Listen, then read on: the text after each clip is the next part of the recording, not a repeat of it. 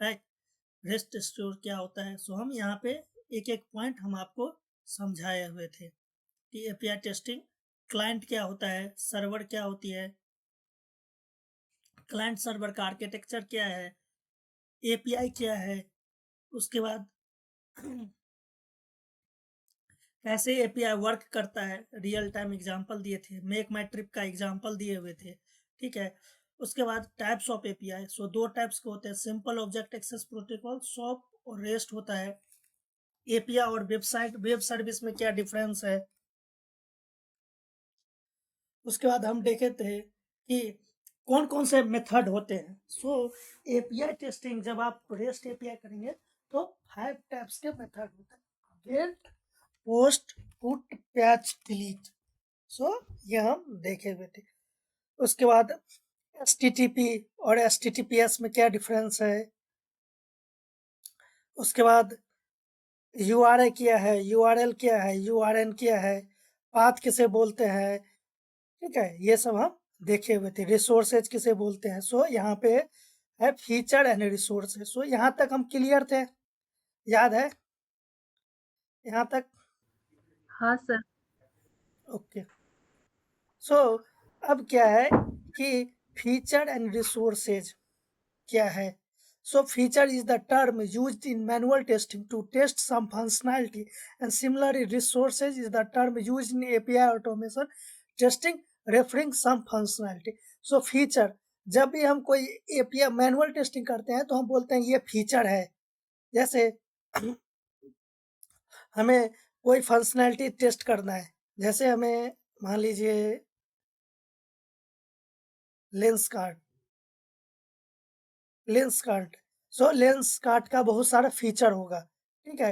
Round I explore करेंगे, यहाँ पे क्लिक करेंगे, ठीक है, तो हमें यहाँ पे वीडियो दिखेगा। सो ये सब क्या है, फीचर है उसका, ठीक है। हम उसे ओपन करके हम अपने रियल टाइम हम देख सकते हैं कि कैसे हम सीन करेंगे, कैमरा ओपन हो जाता है, राइट। सो ये क्या है, फीचर है। उसी तरीके से हम एपीआई में कहते हैं रिसोर्सेज। जैसे आई ग्लासेज, ये फीचर है, बट एपीआई में हम इसे बोलेंगे रिसोर्सेज। किड ग्लासेज रिसोर्सेज है। कॉन्टैक्ट लेंस, कॉन्टैक्ट लेंस, ठीक है, ये क्या है, फीचर है, जिसे हम एपीआई में रिसोर्सेज बोलते हैं। सो दोनों रिसोर्सेज और फीचर, यदि हम कोई चीज़ को बोलेंगे फंक्शनैलिटी को हम फीचर बोलते हैं और एपीआई में हम उसे रिसोर्सेज बोलते हैं। अब पेलोड क्या है, व्हाट इज पेलोड। सो हम कोई चीज रिक्वेस्ट भेजते हैं, जब हम रिक्वेस्ट भेजते हैं, सो जब हम यहाँ पे हम यहाँ पे हम रिक्वेस्ट भेजते हैं, राइट।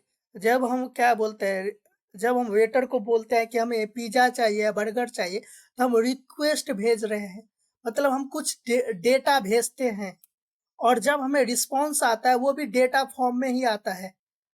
सो इसे बोलते हैं पेलोड। मतलब हम कुछ डेटा को जो हम भेजते हैं और जो हमें रिस्पॉन्स आती है उसे पेलोड बोला जाता है। जब हम मेक माई ट्रिप वेबसाइट ओपन करते हैं,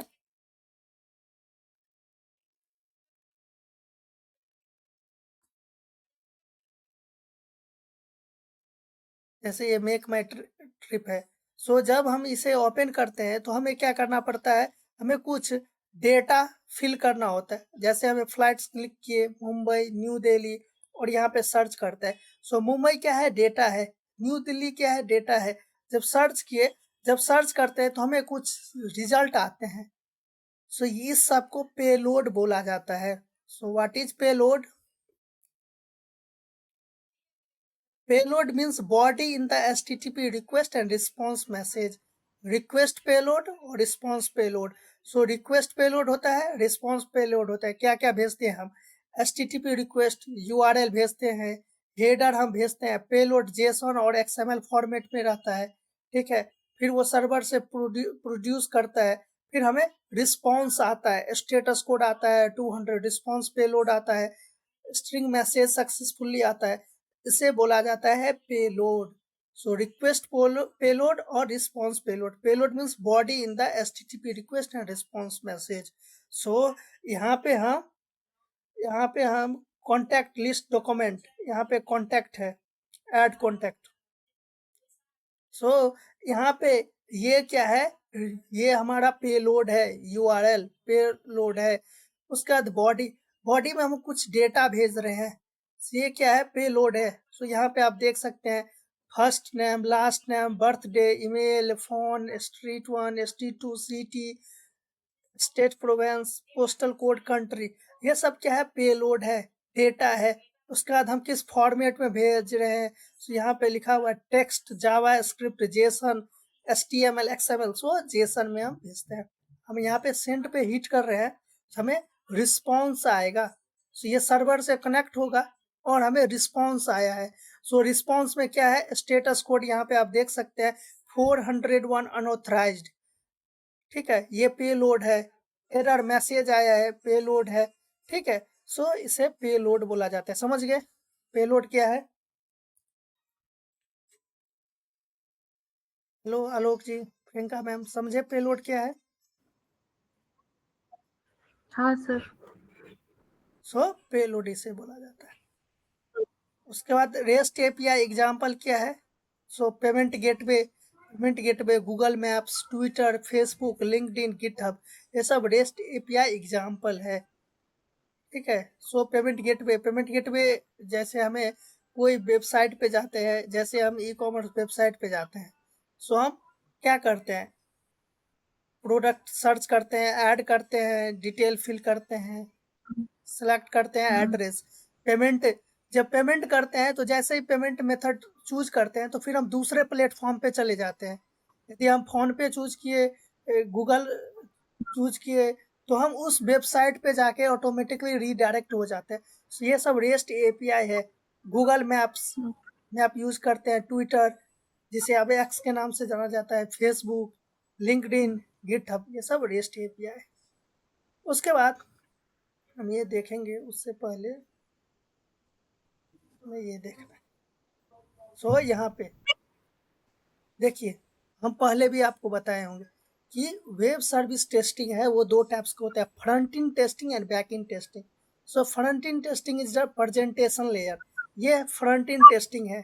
हमें अब ये आपको बोले कि सर्च फंक्शनैलिटी टेस्ट करने के लिए, सो आप कैसे सर्च फंक्शनैलिटी टेस्ट करोगे, आप मेक माई ट्रिप .com ओपन करोगे, फ्लाइट सेलेक्ट करोगे, फ्रॉम टू चूज करोगे, उसके बाद रेगुलर और सर्च बटन पे क्लिक करोगे। ये क्या सर है, फ्रंट एंड मैनुअली। सर हाँ फ्रंट एंड को जीयूआई भी बोल सकते हैं क्या? हाँ हाँ, क्योंकि जीयूआई ही बोला जाता है, ग्राफिक यूजर इंटरफेस। ठीक है, ओके। सो इस पे हम क्या कर रहे हैं, सर्च कर रहे हैं, मतलब हम फंक्शनली इसको टेस्ट कर रहे हैं।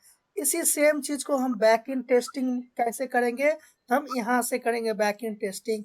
हम यहाँ पे यूआरएल पास करेंगे, यहाँ पे हम देंगे टू, फ्रॉम, ठीक है, कहाँ से कहाँ जाना है, डेट, ठीक है, और हम हीट करेंगे तो यहाँ पे हमें रिस्पॉन्स आएगा। सो बैक एंड टेस्टिंग के लिए हमें जीयूआई की जरूरत नहीं है, ग्राफिक यूजर इंटरफेस की जरूरत नहीं है, बट हमें मैनुअल सर्वर। टेस्टिंग के लिए हमें जीयूआई की जरूरत है। Without okay. जीयूआई हम मैनुअल टेस्टिंग नहीं कर सकते हैं। सो यहाँ पे है front in testing is done here, presentation layer, user interface. Back in testing is done here, business layer, database layer. दो टाइप्स को होता है। बिजनेस लेयर क्या है, बिजनेस लेयर क्या है, कैलकुलेशन, कंपनी का जो बिजनेस है उसका लॉजिक, इसे बिजनेस लेयर बोला जाता है। लॉजिक क्या है, मान लीजिए आप किसी वेबसाइट पे गए, जैसे मान लीजिए हमें एस सी आई सी नेट बैंकिंग, हम इस एप्लीकेशन के ICICI,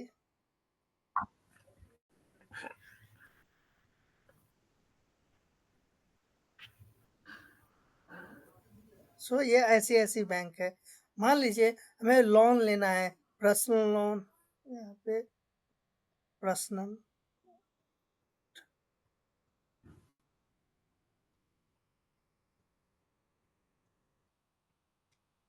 कैलकुलेटेड लोन का कैलकुलेटेड,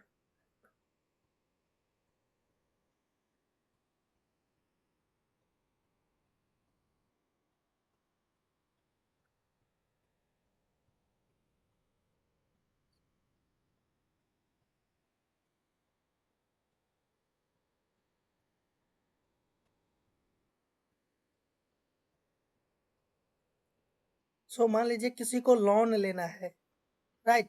सो इस आईसीआईसी पे गया, लोन पे यहाँ पे चूज करेगा। सो यहाँ पे देख रहा है, ये कैलकुलेटर दिख रहा है, रेट ऑफ इंटरेस्ट, अमाउंट, हुँ, ड्यूरेशन। सो ये बिजनेस लॉजिक लगाया है। इंटरनली क्या लॉजिक लगा है, हम यूआई पे क्या करें, लोन अमाउंट। मुझे मान लीजिए 5 करोड़ चाहिए लोन अमाउंट, तो 5 करोड़ यहाँ पे हम, यहाँ पे 4 करोड़ 71 लाख 75,000 यहाँ पे आया है। इसी तरह के इंटरेस्ट रेट, यदि हम इंटरेस्ट रेट 10%, ठीक है, ड्यूरेशन 12 ईयर्स।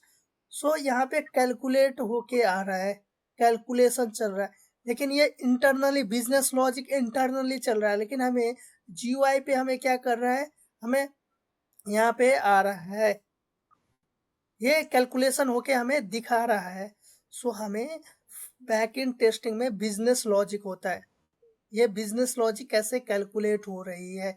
सो यहाँ पे जब हम देखेंगे, so business layer, application user interface और database layer. So backend testing business layer होती है और डेटाबेस लेयर होती है। Front in testing presentation layer होती है। सो यहाँ पे दिया है front in testing and backend testing.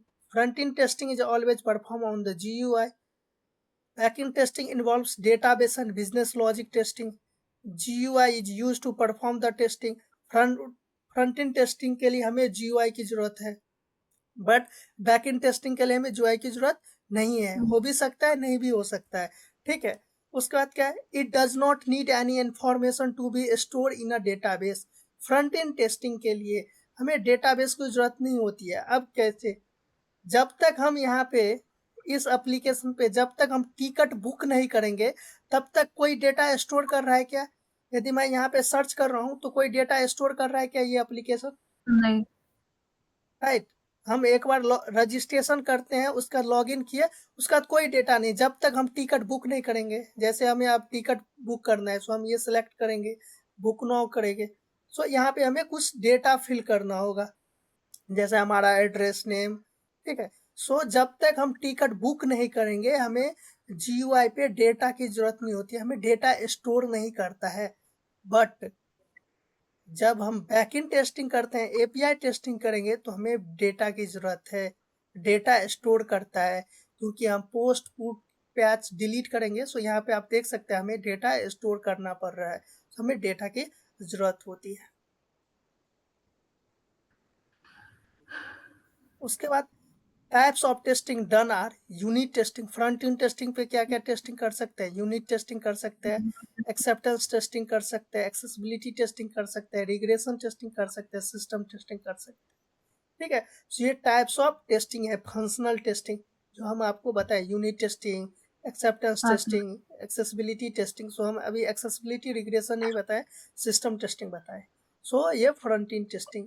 Back in testing क्या है, they are widely used types of database testing are SQL testing, API testing. So database testing SQL.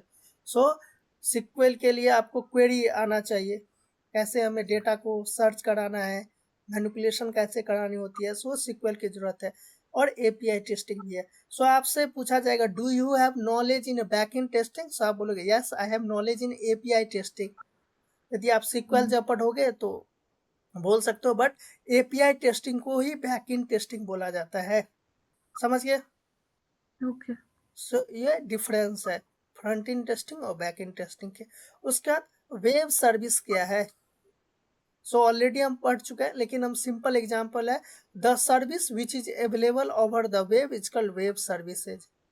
जो service web पे अवेलेबल है उसे वेब सर्विस बोला जाता है, ठीक है। वेब सर्विस क्या करता है, कम्युनिकेट करता है एक डिवाइस से लेके दूसरे डिवाइस में।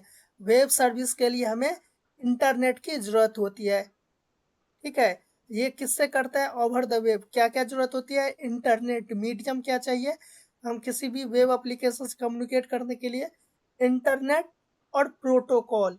विदाउट इंटरनेट हम मेक माई ट्रिप ओपन नहीं कर सकते हैं, और यदि जिस हुँ, वेबसाइट में प्रोटोकॉल HTTPS नहीं है तो हुँ, फिर कम्युनिकेट नहीं कर सकता है। उसके बाद क्या है, सो यहाँ पे what is web service Q A point of view से, ये क्लाइंट है, ये वेब सर्विस है। सो जब हम क्लाइंट, मान लीजिए मेक माई ट्रिप पे जब हम सर्च करते हैं तो ये रिक्वेस्ट भेजता है सर्वर को। ये सर्वर है, वेब सर्विस है, इस पे सर्च चेक करता है कि अवेलेबल है नहीं, किसके थ्रू, इंटरनेट के थ्रू। यदि हमारे पास इंटरनेट नहीं होगा तो वो रिक्वेस्ट भेजेगा नहीं, और फिर हमें रिस्पॉन्स आता है। सो ये रिक्वेस्ट कर रहा है, हमें रिस्पॉन्स आ रहा है। So web service architecture style. So web service क्या है, प्लेटफॉर्म इंडिपेंडेंट है। प्लेटफॉर्म इंडिपेंडेंट मतलब क्या होता है मालूम है?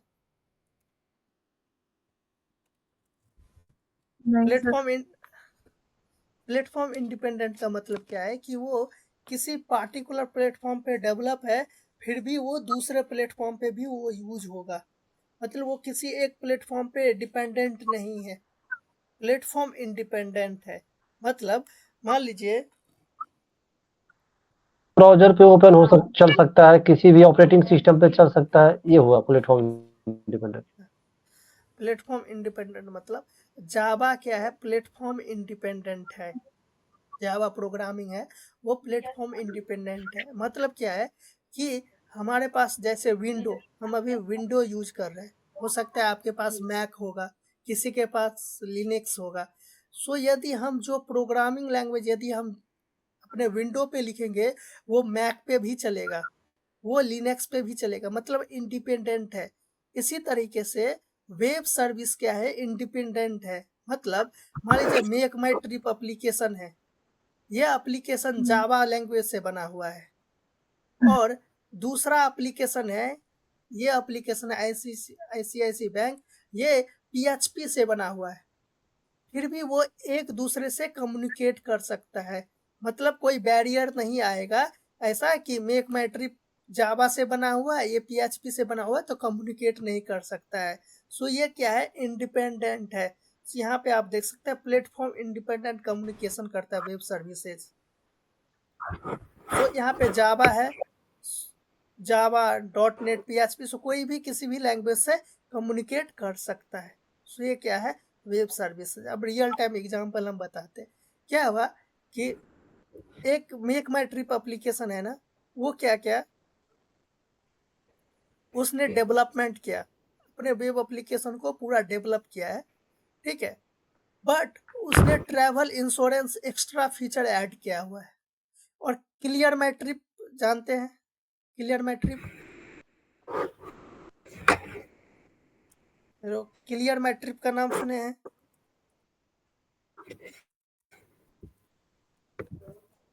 नहीं सर। सो ये क्लियर माई ट्रिप है। जैसे मेक माई ट्रिप पे हम टिकट बुक करते हैं ना, ठीक है।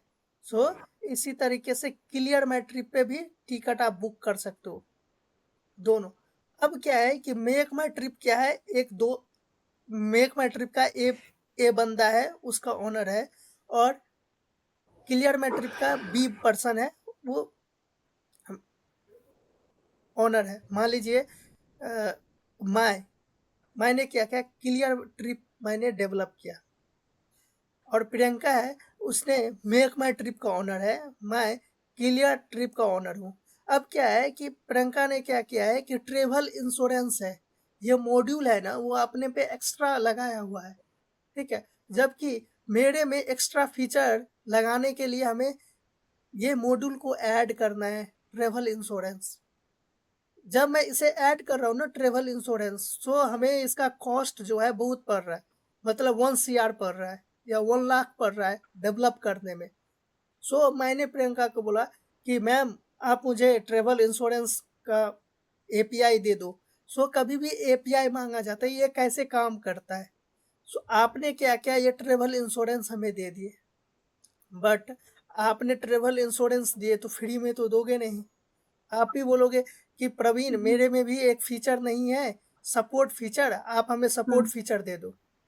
सो हम आपको सपोर्ट फीचर दे देंगे, आप हमें क्या दोगे, ट्रेवल इंश्योरेंस फीचर दे दोगे। बट ये जावा लैंग्वेज से बना हुआ है, और ये पीएचपी लैंग्वेज से बना है। सो इसके लिए कोई प्रॉब्लम नहीं होगा, मतलब एक दूसरे से कम्युनिकेट कर सकता है। मतलब ये दोनों प्लेटफॉर्म इंडिपेंडेंट है, मतलब कोई एक वेब सर्विस दूसरे सर्विस को कम्युनिकेट कर सकता है। अब रियल टाइम एग्जांपल, आप जब रैपिडो बुक करते हो तो रैपिडो पे मैप आता है, हाँ मैप दिखता है। मैप किसका है? गूगल का है। Google yes sir. अब क्या सभी कंपनी जो बनाया है क्या वो अपना मैप बनाता है क्या? नहीं। नहीं, वो क्या करता है, सर्विस लेता है गूगल से। क्या बोलता है कि हमें इस मैप की सर्विसेज दीजिए, उससे कुछ चार्ज लगता है, वो सर्विस प्रोवाइड करता है। सो इसलिए क्या है, वेब सर्विस का प्लेटफॉर्म इंडिपेंडेंट है। सो यहाँ पे दिया हुआ है, as you can see in the figure, Java, .NET and PHP application can communicate with other application through web services over the network. For example, the Java application can interact with Java, .NET and PHP application. So web service is a language independent way of communication. मतलब ये language कोई, इसके लिए कोई barrier नहीं है, कोई भी किसी लैंग्वेज से कम्युनिकेट कर सकता है। अब क्या होता है, दो चीज होते हैं, सर्विस प्रोवाइडर और सर्विस कंज्यूमर। क्या समझते हैं, सर्विस प्रोवाइडर किसे बोलते हैं और सर्विस जो कंज्यूमर? सो जो जो सर्विस सर्विस, प्रोवाइड हाँ बताइए। जो सर्विस प्रोवाइड करे वो सर्विस प्रोवाइडर और जो यूज करे वो कंज्यूमर राइट, शायद। कंज्यूमर, हाँ सही है। सो सर्विस प्रोवाइडर, सो आपने AWS का नाम सुना होगा, यस ठीक सर। है। ये क्या यस। है, सर्विस प्रोवाइडर है AWS, ठीक है। और बहुत सारे जो कंपनी है वो क्या करता है, उसका AWS का सर्वर लेता है। सो जो भी सर्वर जितना भी है, जितना भी आपका डेटा स्टोर होता है, सो जो छोटे मोटी कंपनी है वो क्या करते हैं, AWS सर्वर लेते हैं। सो हाँ सर्विस प्रोवाइडर और सर्विस कंज्यूमर, सर्विस प्रोवाइडर और सर्विस कंज्यूमर। सो जो सर्विस दे रहा है उसे सर्विस प्रोवाइडर बोला जाता है, जो कंज्यूम कर रहा है वो कंज्यूमर बोला जाता है। दो चीज है, सर्विस कंज्यूमर जो कंज्यूम करेगा, जो प्रोवाइड करेगा उसे सर्विस प्रोवाइडर। सो यहाँ पे देख सकते हैं, क्लाइंट सर्विस कंज्यूमर ये क्या कर रहा है, रिक्वेस्ट भेज रहा है, और सर्विस प्रोवाइडर क्या कर रहा है, रिस्पॉन्स दे रहा है। किसके थ्रू? यहाँ पे मीडियम देखिए, HTTP और इंटरनेट। इंटरनेट। मीडियम क्या है, HTTP रहेगा या HTTPS और इंटरनेट, तभी उसको यूज कर सकते हैं। और फॉर्मेट, हम आपसे अभी बात कर रहे हैं, लैंग्वेज है, हम आपसे हिंदी में बात कर रहे हैं। सो उसी तरीके से जब सर्विस कंज्यूमर या प्रोवाइडर कम्युनिकेट करेगा तो उसके लिए फॉर्मेट होगी। सो हम रेस्ट एश्योर्ड में XML, जेसन, हम ज़्यादा जेसन ही यूज करते हैं। जेसन क्या है, simple Java script object notation है, ठीक है। ये क्या करता है, जेसन जो है, जावा स्क्रिप्ट ऑब्जेक्ट नोटेशन, ये सिंपल है, मतलब ये लाइट वेट है, हम इसका एडवांटेज देखेंगे। सो XML एक्सटेंशन मार्कअप लैंग्वेज होती है, ये दोनों मीडियम है, दोनों मीडियम हम यूज कर सकते हैं, बट हम जेसन सबसे ज्यादा यूज करते हैं। सो हम इसको देखेंगे जेसन कैसे होता है। सो हम लिखना सीखेंगे। सो ये है, ये जेसन फॉर्मेट में। सो यहाँ पे आप जब देखोगे लैंग्वेज आप सर्च करना होगा, सो टेक्स्ट, जावा स्क्रिप्ट, जेसन, HTML, XML। सो हम जेसन यूज करते हैं क्योंकि जेसन क्या सिंपल और इजी अंडरस्टैंड है, कोई भी समझ सकता है, इसका सिंटेक्स इजी है और लाइट वेट है। सो यहाँ पे types of web services, so दो टाइप के वेब सर्विसेज होते हैं, सोप वेब सर्विसेज और रेस्टफुल वेब सर्विसेज होते हैं। SOAP stand for simple object access protocol, REST stand for representational state transfer. SOAP जो है उसका मीडियम HTTP है, फॉर्मेट क्या XML। सोप वेब सर्विसेज यदि आप यूज करोगे तो उसमें आपको XML लैंग्वेज में लिखना होगा, और इसका मीडियम HTTP है। और यहाँ पे हम पोस्ट मेथड यूज करते हैं, but only post. But rest है रिप्रेजेंटेशनल वेब सर्विसेज, इसमें हमारा मीडियम क्या होता है, HTTP, और हम ये मेथड यूज कर सकते हैं, post, get, put, delete, patch. Format क्या है, XML, जेसन, टेक्स्ट, ठीक है। सो हम जेसन यूज करते हैं। यहाँ पे आपको दिया गया है वेब सर्विसेज इन जावा। सो यहाँ पे ये क्लाइंट है, ये रिक्वेस्ट भेज रहा है, सो रेस्ट और HTTP सर्वर रिस्पॉन्स दे रहा है। क्लियर यहाँ तक? कहीं पे कोई प्रॉब्लम? नहीं सर। ओके। अब क्या है, देखिए हम ये कोर्स जो है ये हम रेस्टफुल वेब सर्विस पढ़ेंगे फुल्ली। बट हम सोप का थोड़ा आपको हाई लेवल बता दे रहे हैं। यदि आपसे कोई इंटरव्यू में पूछे कि सोप वेब सर्विस क्या होती है, कैसे काम होता है, सो आप ओवरव्यू बता सकते हैं। यदि आपको रेस्टफुल वेब सर्विस आ गया काम करना, कैसे हम काम करते हैं रेस्टफुल वेब सर्विसेज से, सो आप अलग प्लेटफॉर्म पे भी किसी भी एप्लीकेशन पे काम कर सकते हो। ईजी है, मतलब 80% सेम है, 20% डिफरेंट होती है। सो आप जब रेस्टफुल वेब सर्विस समझ गए तो सोप वेब सर्विस इजीली समझ लेंगे। 90% कंपनियां रेस्टफुल वेब सर्विसेज यूज करती है, 10% कंपनियां सोप वेब सर्विसेज यूज करती है। जो पुराने प्रोजेक्ट है, मान लीजिए जो 10 साल 5 साल पहले प्रोजेक्ट जो बना हुआ है और जो अभी तक रेस्टफुल वेब सर्विस पे नहीं टाइप हुए हैं, नहीं कन्वर्ट हुए हैं, तो उस पर आपको सोप वेब सर्विसेज पे काम करने को मौका मिलेगा। बट यदि न्यू प्रोजेक्ट है और जिस पे न्यू इम्प्लीमेंटेशन है, तो सभी लोग रेस्टफुल वेब सर्विसेज ही फॉलो करते हैं। क्यों? क्योंकि एक तो फॉर्मेट इसका जेसन है, ईजी है, और यहाँ पे एचटीटीपी मेथड है, और यहाँ पे हमारे पास बहुत सारे ऑप्शन है, मीडियम है, पोस्ट गेट पुट डिलीट, ये हम यूज कर सकते हैं। सो जब आप सोप वेब सर्विसेज यूज करोगे, सो आपको विस्टल फाइल दिया जाएगा, विस्टल फाइल दिया जाएगा, विस्टल VDDI। ये क्या होता है? So service provider publish an interface for his web service that describe all attributes of the web service. This is a XML based interface and it's called web service description language WSDL file. So आपको इस तरीके से एक link दिया जाएगा विस्टल file का, ऐसे करके जब आप ओपन करोगे, सो इस तरीके से आपको एक फाइल ओपन होगा। सो ये XML लैंग्वेज में आपको लिखा रहता है। सो यदि मैं आपको ओपन करूँ विस्टल फाइल, विस्टल फाइल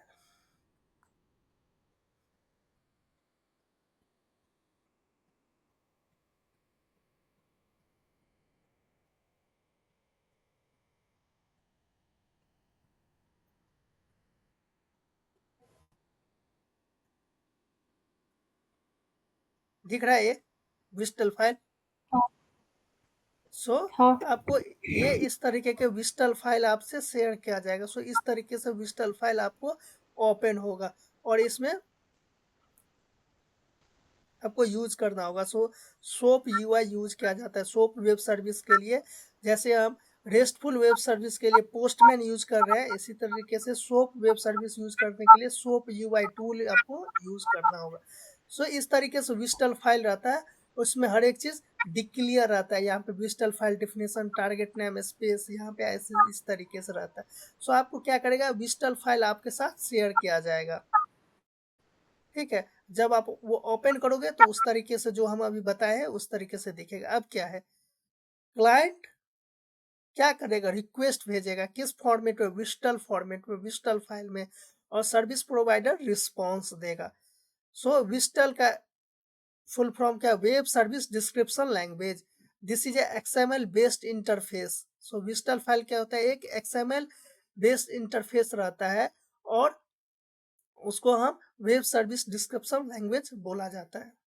अब VDDI क्या है, और service provider publish his web service on an online directory for where consumer can query and search the web services.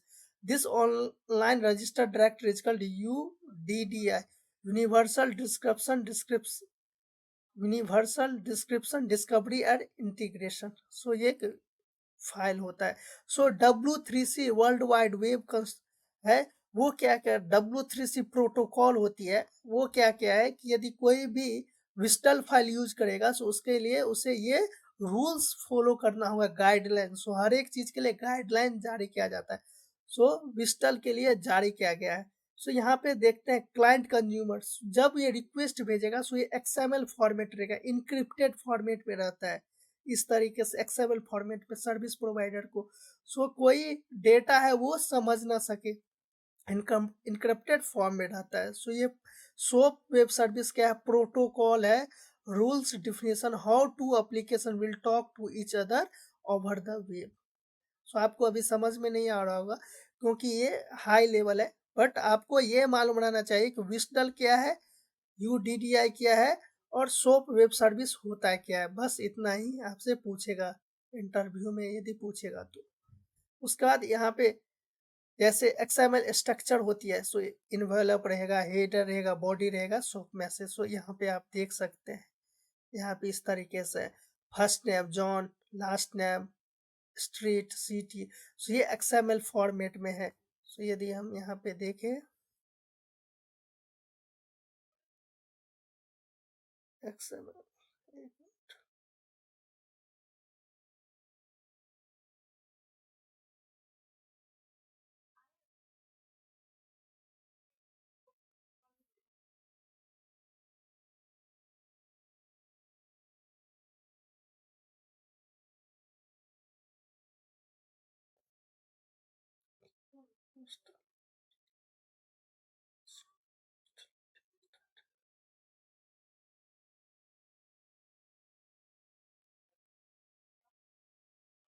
सो इस तरीके से रहता है, इन्वॉल्व रहता है, हेडर, बॉडी और ये। सो देखिए इस तरीके से रहता है, यहाँ पे देखिए क्या रहेगा, इन्वॉल्व, हेडर, बॉडी, ये 3 रहता है। इस तरीके से आपको यहाँ पे दिख सकता है कि बॉडी, इन्वॉल्व, बॉडी, और यहाँ पे आपको पास करना होता है।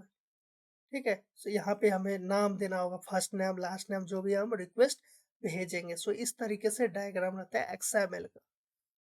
सो उससे पहले हमें जेसन पढ़ना होगा। एक बार आप जेसन पढ़ लिए, उसके बाद आप सोप वेब सर्विसेज पढ़ सकते हैं। क्लियर, समझ गए? हाई लेवल है, ठीक है। हमें लगता है आप नहीं समझ पाए होंगे, कोई दिक्कत नहीं है। बस आपको ये 3 चीज आपको मालूम रहना चाहिए कि विस्डल क्या है, UDDI क्या है, सोप वेब सर्विस कैसे वर्क करता है।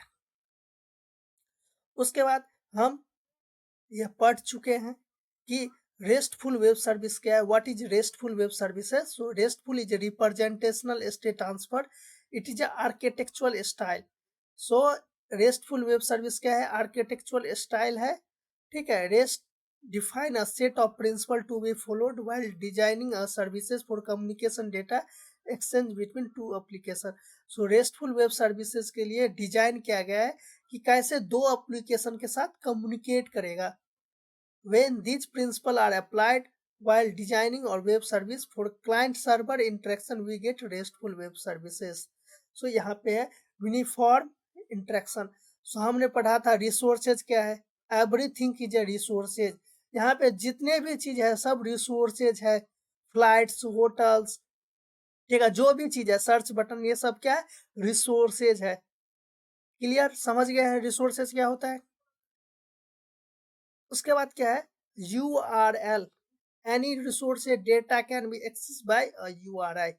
सो URI क्या है, सो हम ऑलरेडी यहाँ पे पढ़े हुए थे। URI यूनिफॉर्म रिसोर्सेज आइडेंटिफायर, यहाँ पे है google.com से आर्टिकल्स, ये पाथ, ये URI है। URL यूनिफॉर्म रिसोर्सेज लोकेटर पूरा, ठीक है। और URN पाथ, सो पाथ को URN बोला जाता है। उसके बाद HTTP make explicit use of HTTP method. HTTP क्या प्रोटोकॉल है, ठीक है। HTTP हाइपरटेक्स्ट ट्रांसफर प्रोटोकॉल और सिक्योर सर्विस देता है, ये हमें देखना है। उसके बाद क्या है, stateless, all client server communicate are stateless.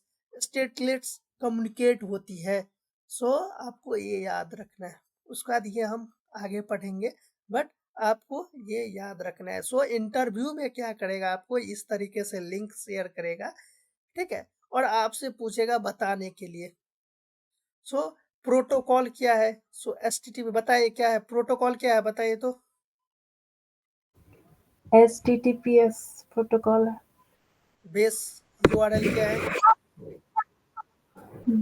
www ये www.makemytrip.com ये हो गया बेस URL।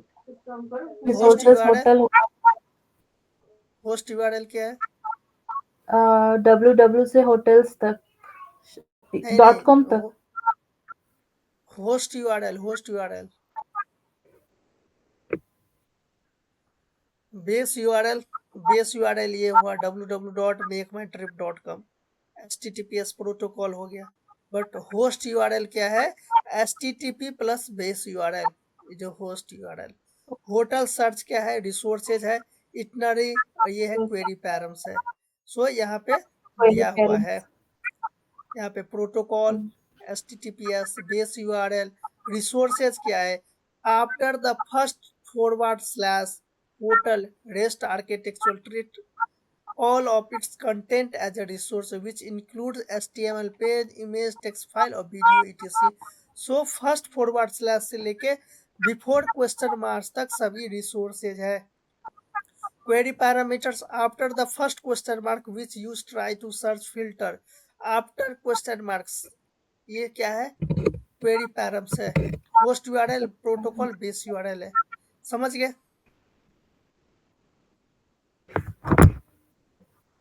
समझे ये? हाँ। अब क्या है, API टेस्टिंग के लिए 10 टॉप टूल्स है। सोप UI, जो ये है सोप UI, सोप UI आपको इंस्टॉल करना होगा, ठीक है, यूज करने के लिए। कौन यूज करेगा? जो सोप वेब सर्विसेज यूज करेगा, उसे सोप UI की जरूरत होती है। पोस्टमैन, जो हम यूज कर रहे हैं, ये पोस्टमैन है, API टेस्टिंग के लिए फेमस टूल्स है। कैटलॉन, असेटेबल, APG, JMeter, rest assured, karate, ये 10 मोस्ट API टूल्स है। सो आप JMeter से भी यूज कर सकते हो, APG से कर सकते हो, रेस्ट एश्योर्ड से कर सकते हो, पोस्टमैन, सोप UI। सो सोप UI क्या है? लाइसेंस टूल है, इसके लिए पेमेंट करना पड़ता है। रेस्ट एश्योर्ड, ठीक है, रेस्ट एश्योर्ड क्या है? एक लाइब्रेरी है, ऑटोमेशन के लिए यूज किया जाता है, ठीक है। उसका JMeter फ्री टूल है, इसे हम परफॉर्मेंस टेस्टिंग के लिए भी यूज करते हैं और पोस्टमैन के लिए, तो ये API सारा टेस्टिंग के लिए। करना तो ये सारा यूज़ करना होगा या इसमें से कोई एक यूज़ नहीं, करना होगा? सो अभी मैं पोस्टमैन बताऊंगा, ठीक है। सो एक ही यूज करना है, बट हर एक कंपनी डिपेंड करता है। सो जैसे ऑटोमेशन के लिए रेस्ट एश्योर्ड फेमस है, जैसे मैनुअल टेस्टिंग के लिए पोस्टमैन, उसी तरीके से ऑटोमेशन के लिए रेस्ट एश्योर्ड। सो आपको ऑटोमेशन के लिए गढ़ लैंग्वेज सीखना होगा। सोप UI है, इसके लिए अलग है। सो आप किसी भी कंपनी में जाओगे, यदि आपको पोस्टमैन का आपके पास नॉलेज है, तो बट आपको जस्ट UI चेंज होगा और कुछ सिंटैक्स चेंज होगा, बट प्रोसेस सेम ही रहेगा। जैसे मैं पोस्टमैन पे जैसे बताऊंगा कि कैसे यूज किया जाता है, उसी तरीके से हर एक वेबसाइट पे आप यूज कर सकते हो, सिर्फ 20% चेंजेस रहेगा। समझ गए? हुँ। सो हम लोग पोस्टमैन पढ़ेंगे इसमें। सो यहाँ पे पोस्टमैन है। सो हम ऑलरेडी पढ़ चुके हैं कि वेब सर्विस और API में क्या डिफरेंस है, ये यहाँ पे दिया हुआ है कि web services in API wrapped in HTTP web service needs a network, however an API does not need network. All web services are API but all APIs are not web services, ठीक है। So ये यहाँ पे दिया हुआ है। So यहाँ तक समझ गए? क्लियर?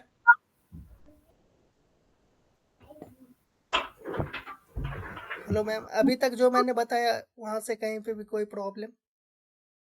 सर क्लियर है, बट वो जो WSDL, UDDI ये सब बताया ना, उसमें थोड़ा-सा बस कन्फ्यूज़न। बस कंफ्यूजन कुछ नहीं, बस आपको याद रखना है कि WISTL WSDL stand for web service description language होता है, ये XML बेस्ड इंटरफेस होती है। और UDDI यूनिवर्सल डिस्क्रिप्शन डिस्कवरी और इंटीग्रेशन होता है। ये हमें विस्टल फाइल कब मिलता है? जब हमें सोप वेब सर्विस की सोप UI हमें जब और टेस्टिंग करनी होती है, जब हमें सोप API यूज करना होता है, तब यूज हुँ। करते हैं। क्लियर? Okay sir. बस इतना ही याद रखना है, इससे अलावा कुछ नहीं आपसे न पूछा जाएगा न आपको बोलना है, हुँ। ठीक है। सो अभी हम पढ़ेंगे, ध्यान से देखिएगा ये method. There are mainly 5 method involve in API testing. अब हम जा रहे हैं रेस्टफुल वेब सर्विसेज पे। सो रेस्टफुल वेब सर्विस जब आप पोस्टमैन आप ओपन करोगे, तो यहाँ पे मेथड दिखेगा आपको, get, post, put, patch, delete. ये 5 मेथड के बारे में हम पढ़ेंगे कि गेट से क्या होता है, पोस्ट से क्या होता है, पुट से क्या होता है, पैच से क्या होता है और डिलीट से क्या होता है। सो ये हम पांचों चीज पढ़ेंगे और इस पे हम फिर रियल टाइम प्रैक्टिस करना स्टार्ट करेंगे। सो अभी हम बस पांचों का मतलब जानते हैं क्या होता है। मान लीजिए क्या हुआ कि हम गए एक रोज बैंक, ठीक है, हमारे पास एसबीआई अकाउंट नहीं है, एसबीआई में हमारे पास अकाउंट नहीं है। हम गए बैंक, क्योंकि हमारा कंपनी ने बोला कि जिसका अकाउंट एसबीआई में होगा उसे ही सैलरी हम क्रेडिट करेंगे, ठीक है, इस मंथ। सो हमारे पास एसबीआई का अकाउंट नहीं है, तो हम गए एसबीआई। अब हम एसबीआई गए बैंक में, सो हम जो बैंक का मैनेजर होगा, ब्रांच मैनेजर या जो स्टाफ थे, उससे मैंने पूछा कि हमें एक अकाउंट क्रिएट करना है, हमें क्या चीज़ की ज़रूरत है पड़ेगी, क्या क्या देना होगा। तो उसने हमें बोला कि आपका पहले एसबीआई में अकाउंट भी है क्या, या था। बोला नहीं, मैं फर्स्ट टाइम क्रिएट करना चाहता हूँ। तो उन्होंने हमें बताया कि आपको Aadhaar card, PAN card, mobile number, email ID, नाम, एड्रेस, और आपको तो पासपोर्ट साइज का फोटो आपको देना होगा। सो जब हम फर्स्ट टाइम गए अकाउंट क्रिएट कराने,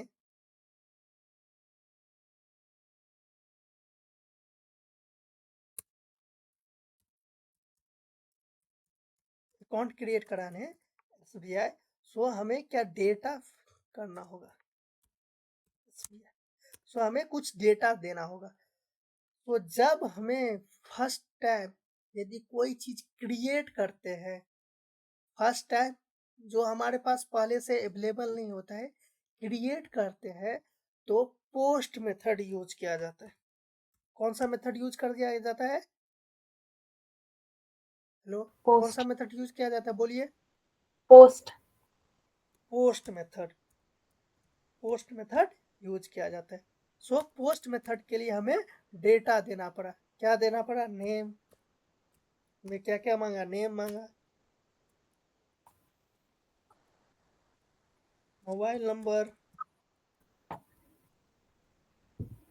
पैन कार्ड,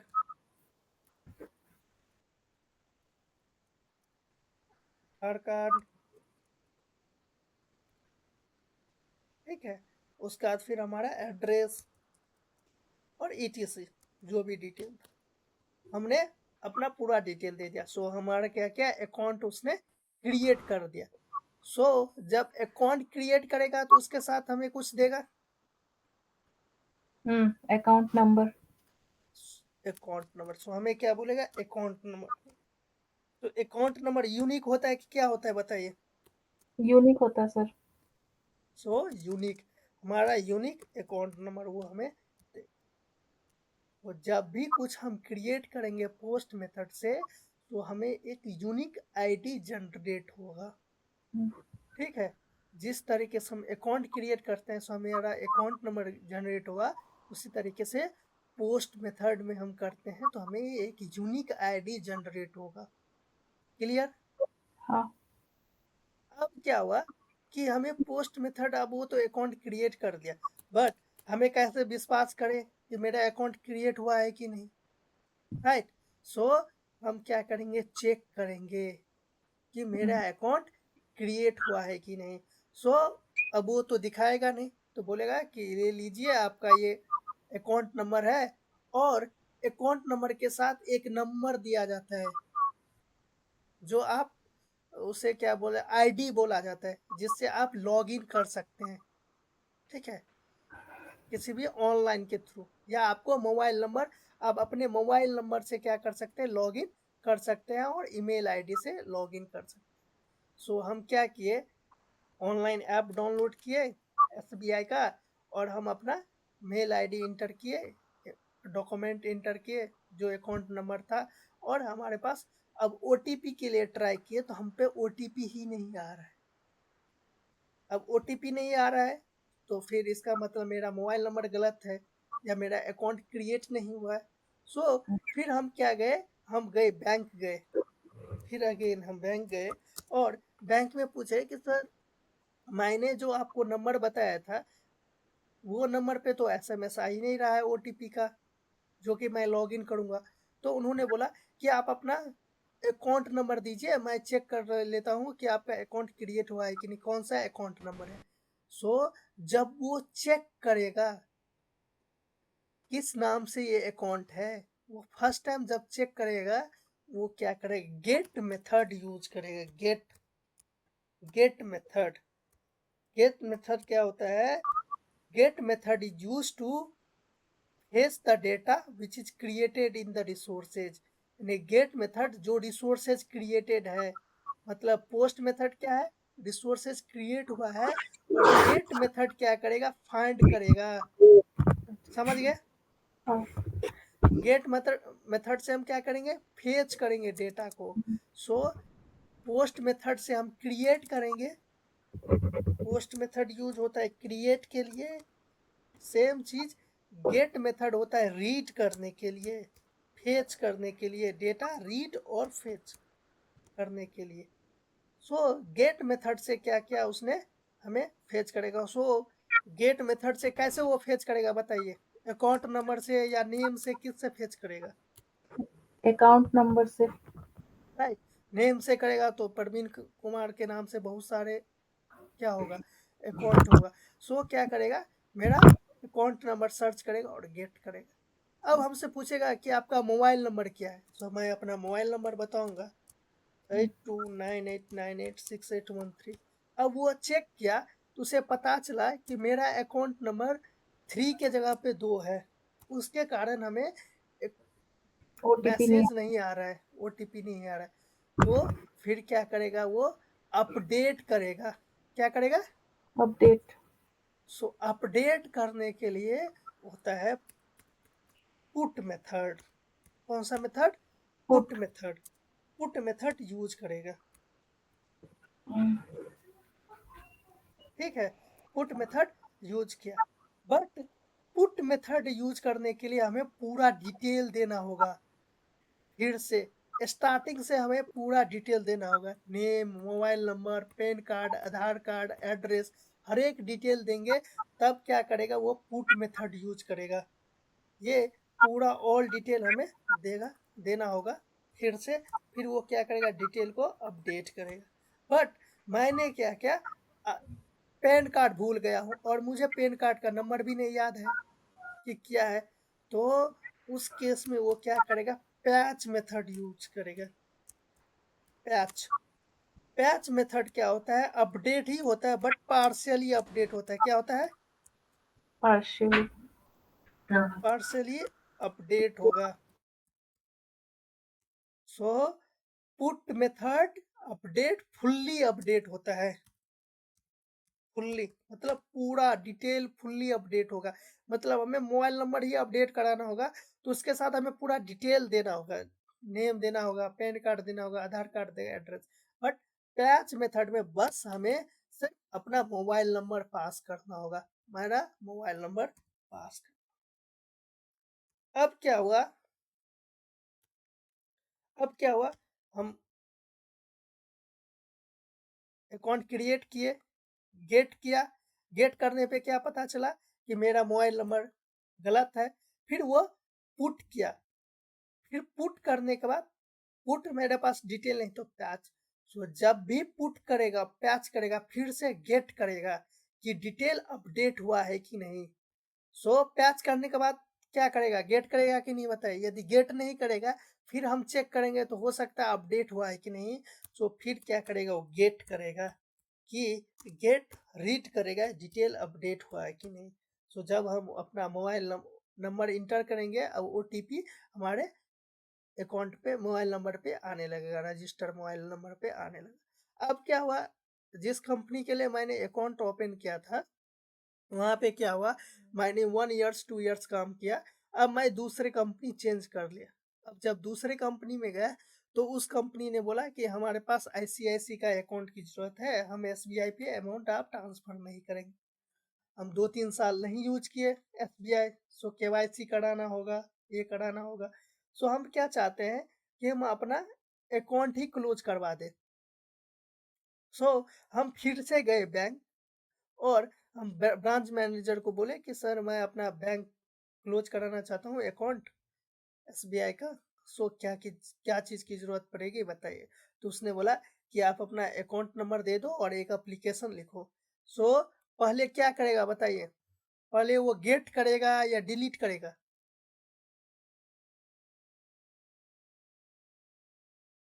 पहले गेट करेगा। गेट करेगा। वो पहले चेक करेगा कि भाई इसका अकाउंट क्रिएट भी है कि नहीं। सो पहले वो क्या करेगा, गेट करेगा, रीड करेगा डेटा को, और गेट करने के बाद फिर से क्या करेगा, डिलीट मेथड होता है, डिलीट मेथड क्या करेगा, डिलीट कर देगा, ठीक है। और डिलीट करने के बाद फिर क्या करेगा, गेट करेगा कि मेरा अकाउंट डिलीट हुआ है कि नहीं। सो ये 5 मेथड आपको याद रखना चाहिए। कौन कौन सा method, post method. Post method किस लिए यूज किया जाता है, क्रिएट करने के लिए, new database, new entry create करने के लिए पोस्ट मेथड यूज करता है। गेट मेथड फेच करने के लिए, डेटा रीड करने के लिए, एग्जिस्टिंग डेटा, जो डेटाबेस में है डेटा उसको हम एग्जिस्टिंग डेटा बोलते हैं, उसे हमें रीड करने के लिए। पुट मेथड अपडेट करता है, फुल्ली अपडेट करता है। इंटरव्यू में 10 में से 11 इंटरव्यू में आपसे पूछा जाएगा पुट और पैच में क्या डिफरेंस है। बाय डिफॉल्ट क्वेश्चन है कि what is the difference between put और पैच। जैसे हमने बताया, put method use to update fully और patch method use to update partially update, और delete method use to delete the existing resources. So यहाँ पे वही चीज लिखा हुआ है, यहाँ पे देख सकते हैं। पोस्ट मेथड CRUD ऑपरेशन है, post method is use to create. So अभी अपडेट के बारे में नहीं समझना है, बट अभी समझना है post method use to create action, और post request is use to create a new entity और update the existing entity. So post method क्या करता है, न्यू एंटिटी को क्रिएट करता है। Get method read, extract, fetch और read the data from the database.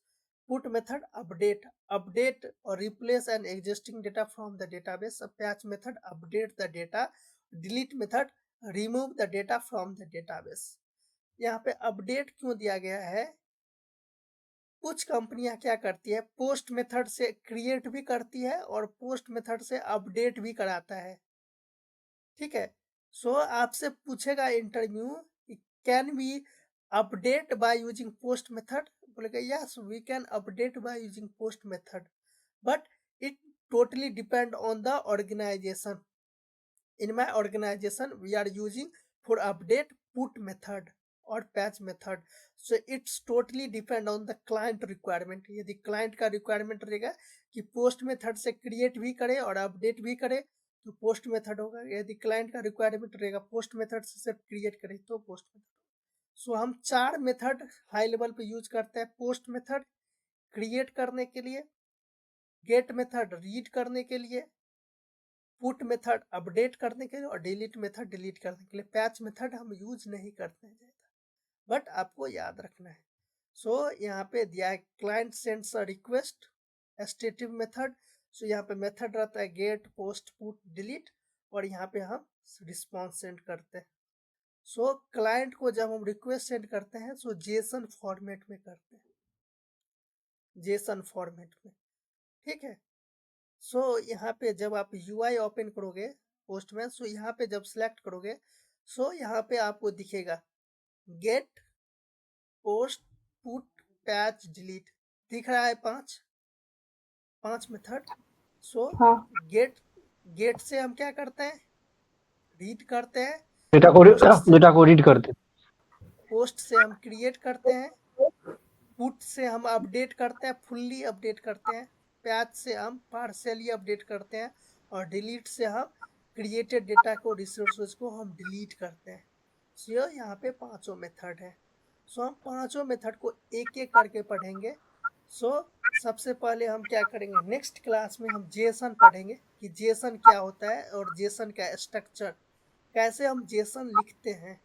उसके बाद जेसन लिखने के बाद हम क्या करेंगे, हमारे पास बहुत सारे API है, ये है बुक API। सो ये इस एप्लीकेशन पे जाओगे, सिंपल बुक API डॉट, एक मिनट।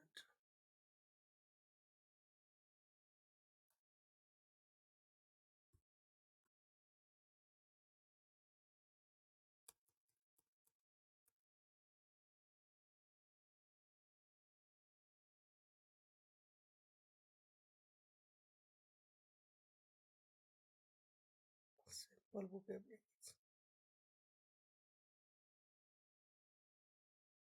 सो ये डमी एपीआई है, ठीक है, सिंपल बुक एपीआई।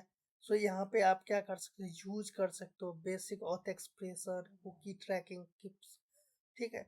सो हम यहाँ पे देखेंगे व्यू रिसोर्सेज,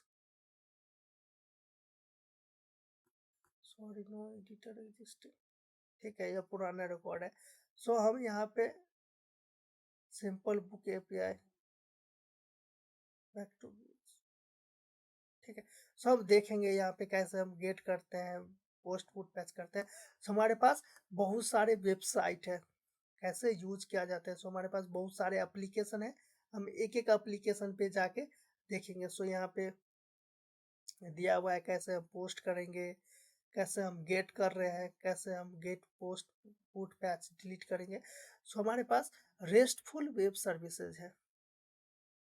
सो गो रेस्ट को.in। सो ये URL है, मैं इसे भेज दे रहा हूँ।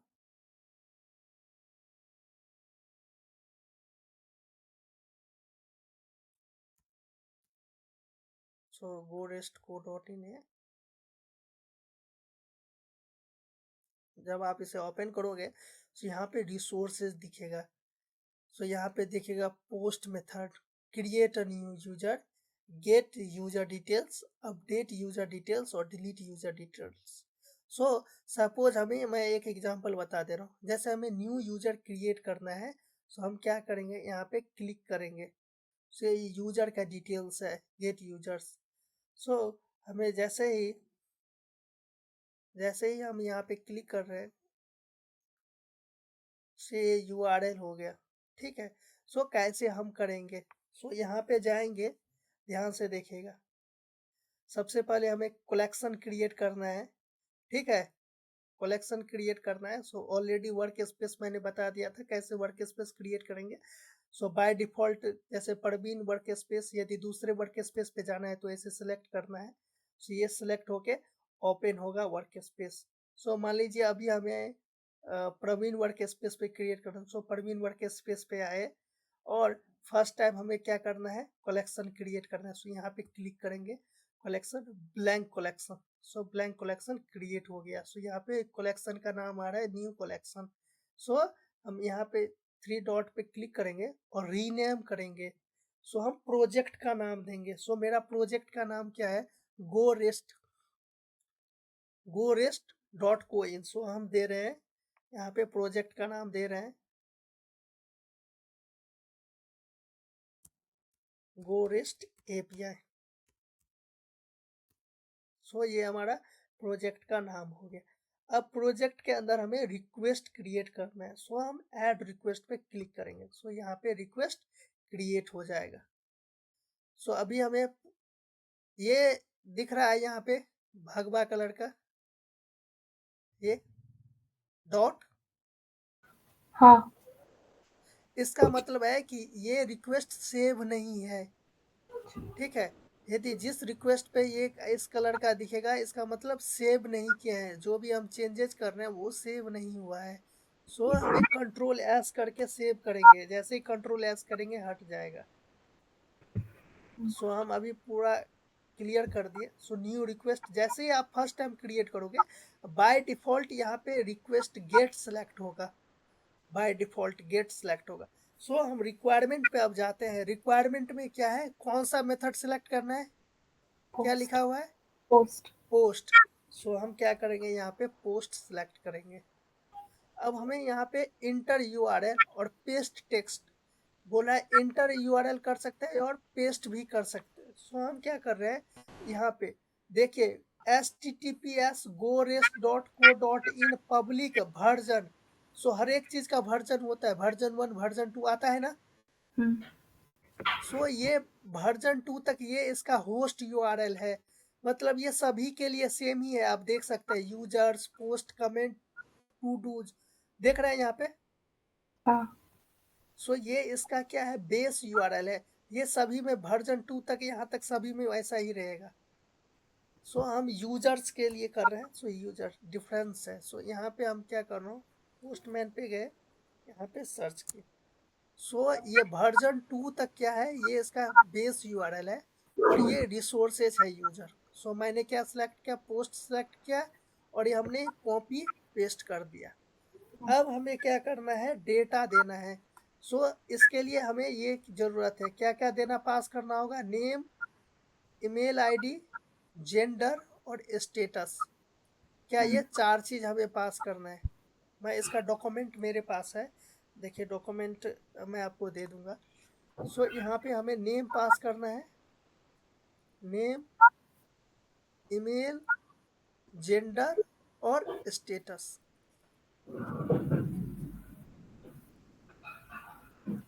सो जब भी हमें डेटा इंटर करना होगा, सो हमें बॉडी सिलेक्ट करना है, बॉडी, बॉडी सिलेक्ट किए और यहाँ पे आपको रॉ सिलेक्ट करना है, यहाँ पे रॉ, और बाय डिफॉल्ट फॉर्मेट जेसन आ गया, यहाँ तक सिलेक्ट करना है। क्या करना है, बॉडी, रॉ, जेसन, ठीक है। अब हमें यहाँ पे जेसन फॉर्मेट में डेटा इंटर करना है। सो ये इसका सिंटैक्स होता है जेसन का, इंटर। अभी आपको ये नहीं समझना है कैसे लिखा जाता है, मैं एक एक चीज़ बताऊंगा, बट अभी आपको बस कैसे हम फर्स्ट रिक्वेस्ट हीट करते हैं वो समझना है और फिर आप अपने में ट्राई कीजिएगा। सो ये पूरा डिटेल है। सो मैं क्या करूँ, मैं अपना डिटेल से रिप्लेस कर रहा हूँ। सो जैसे प्रवीण कुमार झा,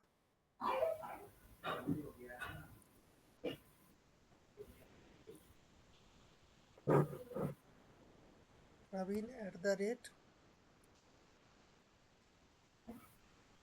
@email.com। सो कभी भी यहाँ पे रियल अपना डेटा नहीं यूज कीजिएगा, ठीक है। नाम यूज कीजिएगा, मेल आईडी गलत ही, जेंडर मेल, और यहाँ पे जेंडर क्या है, 2 ही चूज कर सकते हैं, मेल या फीमेल, ठीक है। और स्टेटस इनएक्टिव और एक्टिव। अब हम हीट कर रहे हैं, सो हम रिक्वेस्ट हीट कर रहे हैं क्रिएट करने के लिए। सो हमारे GoRestCo.in पे हमारे पास अकाउंट नहीं है, मैं अपना अकाउंट क्रिएट करना चाहता हूँ। सो अकाउंट क्रिएट करने के लिए 4 चीज़ की ज़रूरत है। जैसे मैनुअल टेस्टिंग के लिए, जब हम आपको मैनुअल टेस्टिंग पे, जब कौन सा एप्लीकेशन था, जेपेट स्टोर, जेपेट स्टोर जब हम यूज करेंगे, सो हमें जेपेट स्टोर पे यदि किसी के पास साइन अप नहीं है, तो साइन अप के लिए ये डिटेल चाहिए, user ID, new password confirmation, first name, last name, email, phone number, address. इसी तरीके से जब हमें GoRestCo पे हमें रजिस्टर करना है, तो हमें ये 4 चीज़ की ज़रूरत है। सो हमें इस तरीके से इस फॉर्मेट पे देना है, नेम, ईमेल, जेंडर, स्टेट। अब हम सेंड पे हीट किए, सो हीट करेंगे, सो आएगा 401 अनऑथराइज्ड। इसका मतलब क्या है कि हम राइट पर्सन नहीं है इस पे क्रिएट करने का, इस वेबसाइट पे मैं राइट पर्सन नहीं हूँ अकाउंट क्रिएट करने का। हमें टोकन पास करना होगा। सो टोकन कहाँ से लेंगे, सो इस वेबसाइट पे जाओगे, सो यहाँ पे लिखा हुआ है गेट योर एक्सेस टोकन, लिखा हुआ है। हाँ, यहाँ पे ये भी लिखा है, do not post your personal data like name, email, phone, photo, etc। ठीक है, ये दे दिया। सो यहाँ पे दिख रहा है गेट योर एक्सेस टोकन। सो हमें यहाँ से टोकन लेना होगा कि हम राइट पर्सन है, ऑथराइज हमारे पास है, कि हम इस पे हम क्या कर सकते हैं, क्रिएट कर सकते हैं। So get your access token पे क्लिक कीजिएगा। सो ये यहाँ पे आएगा गिटहब, गूगल, माइक्रोसॉफ्ट से अकाउंट। सो गूगल का अकाउंट से सभी को रहता है, गूगल अकाउंट चूज कीजिएगा, मेल आईडी सेलेक्ट कीजिएगा अपना, ठीक है। सो ये क्या करेगा, एक टोकन क्रिएट करके देगा आपको। ये टोकन दिख रहा है, हाँ, ये एक टोकन है, यहाँ पे दिया हुआ है कि लिमिट एक्सपायर नेवर होगा। हम क्या कर रहे हैं, इस टोकन को हम कॉपी कर ले रहे हैं। सो हमने कंट्रोल से कॉपी कर लिया टोकन को। डिलीट भी कर सकते हैं टोकन को, बट अभी मैंने कॉपी किया। अब जाएंगे पोस्टमैन पे, यहाँ पे आपको दिख रहा होगा टर्म्स, हेडर, ऑथ दिख रहा है, ऑथ ऑथराइजेशन जिसे बोला जाता है। सो ये देखिए यहाँ पे ऑथराइजेशन, ठीक है। सो ये ऑथ क्योंकि छोटा, ऑथराइजेशन और ऑथ टाइप। सो जब ऑथ टाइप ऐसे चूज करोगे तो यहाँ पे आपको दिखेगा बियरर टोकन, दिख रहा है बियर टोकन, हाँ इसे आप सिलेक्ट करोगे। सो यहाँ पे टोकन पास करना होगा। सो जो हम वहाँ से कॉपी किया है हम पेस्ट कर देंगे ये टोकन। सो यहाँ पे आप देख सकते हैं टोकन दिख रहा है। अब हम हीट करेंगे तो क्रिएट हो जाएगा, क्रिएट हो गया, दिख रहा है 201 क्रिएटेड। अब देखिए मेरा नेम आ गया, मेल आ गया, जेंडर स्टेटस, और हमारे पास ये कुछ आईडी पास किया, दिख रहा है। हाँ सो अब ये आईडी है, इसे ही यूनिक आईडी बोला जाता है। हम जितने बार इस पे अकाउंट पे क्रिएट करेंगे हमेशा यूनिक आईडी जनरेट होगा।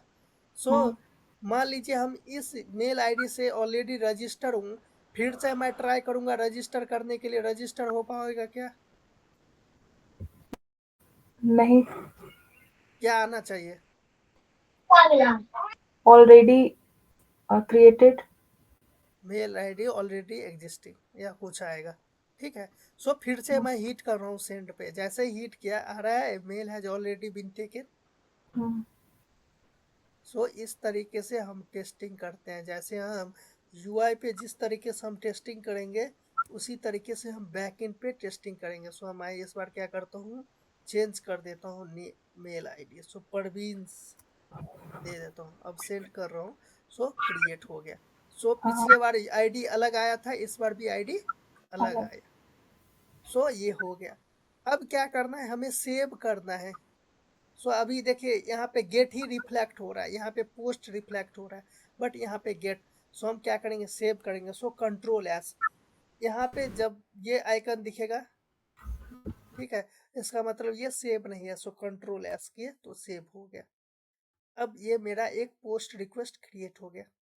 बट मान लीजिए सेम पोस्ट रिक्वेस्ट 10 रहेगा, तो उस केस में क्या होगा कि हम पता नहीं कर पाएंगे कि कौन कौन सा मेथड है। सो जब भी हम पोस्ट रिक्वेस्ट या कुछ भी रिक्वेस्ट क्रिएट करेंगे तो हम उसका प्रॉपर नाम लिखेंगे।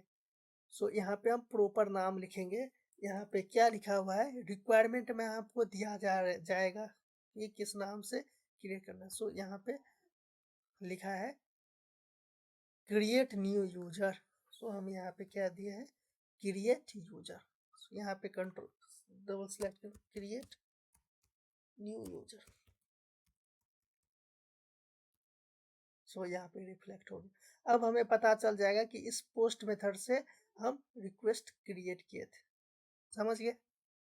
सो आप लोगों को क्या करना है, प्रैक्टिस करना है। कल हम सबसे पहले यही चेक करेंगे। आपको पोस्टमैन ओपन करना है, कलेक्शन क्रिएट करना है गोरेस्ट पे, और सबसे पहले एक अपने डेटा के साथ क्रिएट करना है। यदि कहीं प्रॉब्लम हो तो रिकॉर्डिंग वीडियो है, आप देख सकते हैं और कल के क्लास में आप पूछ सकते हैं। सो ये वेबसाइट है, ऑलरेडी मैं शेयर कर दिया हूँ gorest.co.in, फिर भी मैं भेज दे रहा हूँ, व्हाट्सएप पे मैं भेज दूंगा, ठीक है। और ये मैं डॉक फाइल भेज दूंगा, ये जो अभी मैं पढ़ाया हूँ ये मैं आपको क्लियर। हाँ सर। सो कहीं पे कंफ्यूजन क्लियर। अभी तक जो मैं पढ़ाया हूँ, कहीं पे ऐसा में नहीं समझ में आया हो, ऐसा कुछ? नहीं सर, वो थोड़ा प्रैक्टिस करने पे अच्छे से समझ में आएगा। वो समझ में सो इस थोड़ा सो लग। एपीआई टेस्टिंग में 20% थ्योरी है और 80% प्रैक्टिकल है। सो जब तक आप प्रैक्टिकल नहीं करोगे तो भूल जाओगे। ठीक है। सो रिकॉर्डिंग मैं वीडियो अपलोड कर दूंगा।